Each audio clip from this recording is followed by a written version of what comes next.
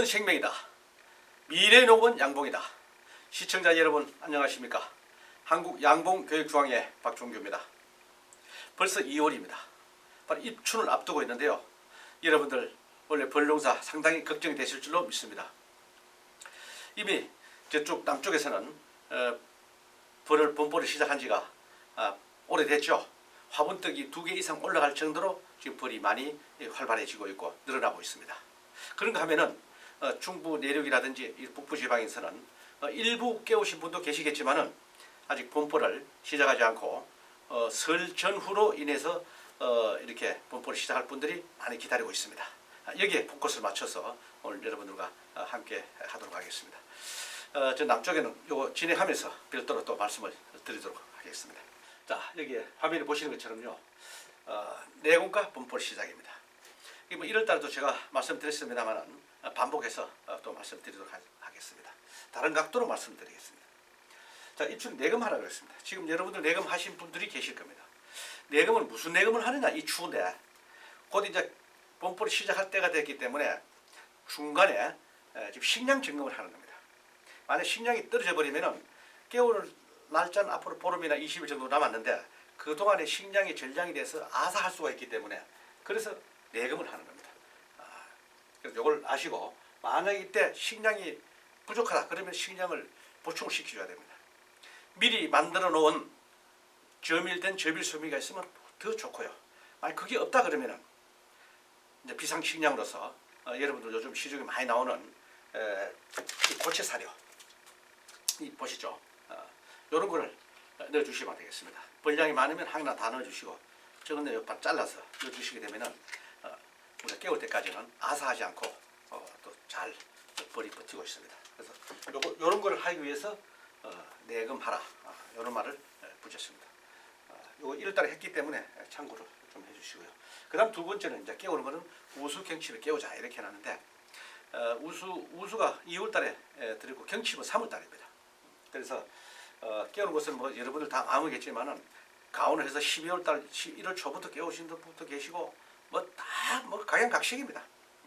그 대충 우리가 절기로 본다면은 자연 현상으로 본다면은 구정을 전후해서 봄벌을 시작하는 것이 맞다 이렇게 보겠습니다.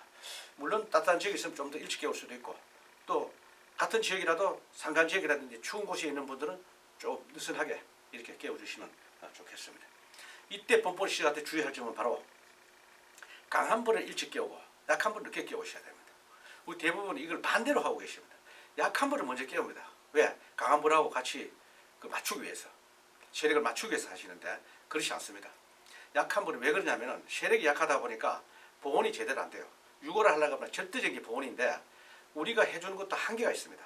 그래서 일찍 깨우면 외부 온도가 낮기 때문에 안 되는데 늦게 깨우게 되면 갈수록 우리가 외기 온도가 점점 높아지기 때문에 훨씬 벌들에게는 유리하다고 판단됩니다. 그래서 약한 벌은 늦게 깨워줘라. 이렇게 이제 여러분들 하시면 되겠고 깨운 시점은 설을 전후해서 이렇게 봄벌을 시작하는 게 좋겠다는 느낌이 들기 때문에 여러분들 참고를 하셔서 이렇게 하시면 되겠습니다. 자, 깨우고 나면은 절대적인 게 보온이죠. 보온을 해주지 않으면 안 됩니다. 그래서 깨우고 나면은 이 보온제를 외부 보온제를 철저하게 이렇게 잘 싸줘야 됩니다. 2월 말까지는 거의 밤 온도가 영하로 내려가는 날씨도 많습니다. 밤에 낮에는 괜찮습니다. 밤에 영하로 떨어져 버리기 때문에 낮에는 따뜻했다가 밤에 추워지니까 벌통 내부의 온도가 변화가 있으면 림이 깨지기 때문에 육아를 주춤할 수가 있어요. 그래서 그런 걸 방지하기 위해서 영하로 떨어질 때 외부에서 들어오는 찬 공기를 차단해 주기 위해서 외부 보온제를 하는 겁니다. 그래야지 안에 벌통 내부의 온도가 변화가 없어야 된다는 거죠. 그래서 꼭 이걸 해 주셔야 되고 그 다음에 꼭 이것만 해주는 것도 보온인데 보온이라는 개념이 또 여러 가지가 있죠. 여러분들이 이제 깨울 때 보면은 축소를 많이 합니다. 왜? 월등도 5매인데 지금 보니까 예를 들어서 3매법밖에 안 되니까 2매를 소비를 빼내야 되는 그런 입장입니다. 그래서 축소를 한다 그러면 다 소비를 빼내는데 이렇게 소비를 빼내다 보면은 그 나머지 2매에 벌이 몇 마리씩 붙어 있을 수도 있고 또 빼내다 보면은 여러 가지 또 시간도 많이 걸릴 수 있고 이렇게 되는데 축소의 개념이란 바로 보온입니다. 근데 빼내려고 여러분들이 이때는 빼내기보다는 바로 2매와 3매 사이에 바로 경기판을 질러주시면 됩니다. 그러면 일이 훨씬 더 시간도 단축되고 버리기도 도움이 됩니다. 그러면 나머지게 적게 붙어있는 2매 버리는 어떻게 하냐, 자동으로 많은 쪽으로 넘어가게 됩니다. 그래서 꼭 소비를 빼내는 것도 좋지만 빼내려고 그러지 말고 얼마 있으면 또 빈소비를 또 보충해야 될 그런 시기가 옵니다. 그런 걸 감안해서 경기판을 2매와 3매 사이에 딱 질러주시게 되면 이것이 하나의 축소의 개념입니다. 축소의 개념은 바로 보온입니다. 바로 즉 보온이 됩니다. 외부에 이렇게 덮어주는 것도 보온이 되지만 축소도 보온이라고 그랬거든요.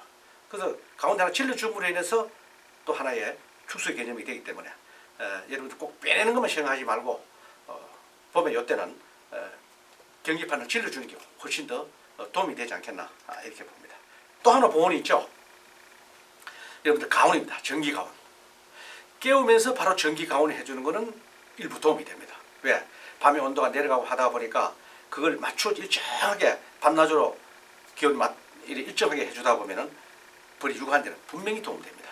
그런데 12월 달부터 1월 달 내내 가온을 해주고 하는 것은 특히 초보자 여러분들이나 또 벌에 또 경험이 없는 분들은 조심해서 이렇게 해야 된다는 것을 말씀드리고, 깨우면서 그런 장치는 미리 해놓되 뭐 작년 따뜻할 때부터 장치를 해놓되 요거 사용 작동하는 것은 깨우면서부터 가온을 해주시면은 분명히 도움된다는 걸 여러분들이 이 시간을 빌어서 여러분들에게 말씀드립니다. 그리고 조심해서 이렇게 편리한 것도 시와 때가 있기 때문에 거기 맞춰서 우리가 해야지 도움을 본다 이렇게 보겠습니다.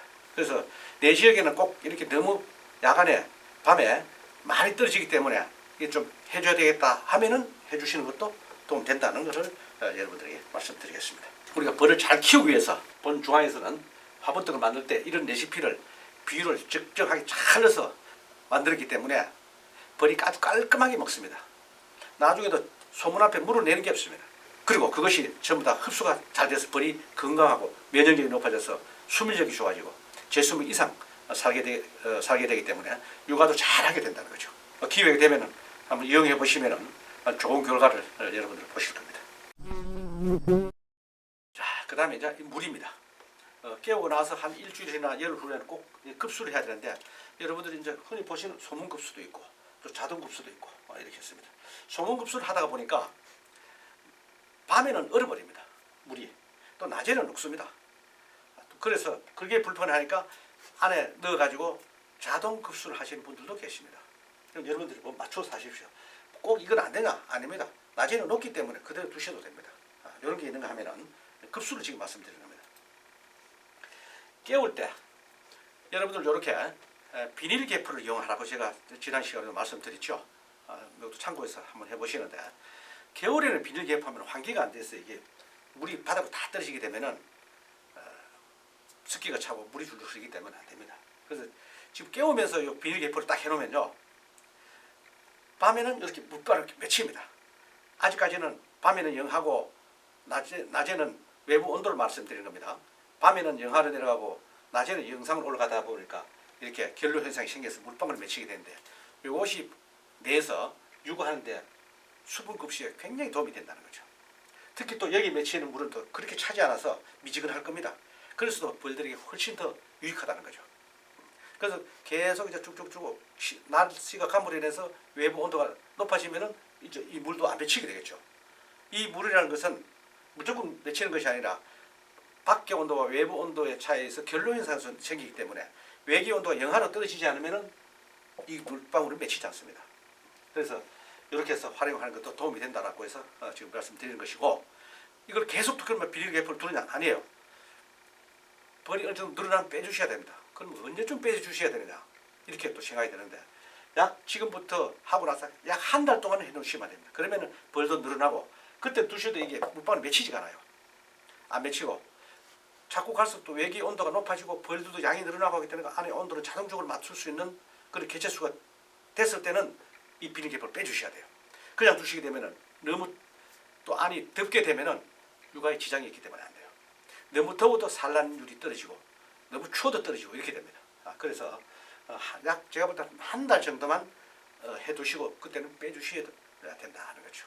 그것도 여러분들 잘 숙지를 하시고 벌을 해주시면은 벌을 여러분들 본벌을 기르는데 도움된다 이렇게 보겠습니다. 자, 여기서 한 가지 더 말씀드리면은 본벌 시작할 때는 화분떡 넣어주고 식량 있고 했는 걸 다 확인했다면은 한동안 벌통을 열어보지 않은 것이 좋습니다. 언제까지?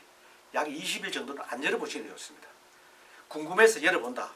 안 열어봐도 잘 하고 있기 때문에 여러분들 조금 전에 얘기했던 그런 보온만 잘 해주시게 되면 더 이상 열어볼 게 없어요.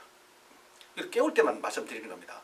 봄에야 뭐 4, 5월 달에 20일 동안 안 열어보면 안 되죠. 그때는 5일이나 일주일마다 열어보지만은 깨울 때는 지금 봄벌 딱 시작했다. 화분떡 내주고 덮어놨다 하면은 더 이상 빈번에 열만 열수록 손해 가는 거 아시고 개봉하는 것을 좀 자제해 주시기를 부탁드리겠습니다. 여러분 참고하시고요. 이 벌이라는 것은 우리가 내가 요구한 대로 그렇게 따라오지 않는 건 틀림없습니다. 왜? 내 기준에 하다 보면은 사람 기준에 자꾸 맞추다 보면 그래서 안 되는 겁니다. 어떻게 하든지 벌의 생리와 습성에 맞춰서 나는 해야 되겠다는 것을 여러분들 잘 아시고 벌 관리를 잘 해주시기를 부탁드리겠습니다. 설날 여러분들과 함께 뵙도록 하겠습니다. 고맙습니다.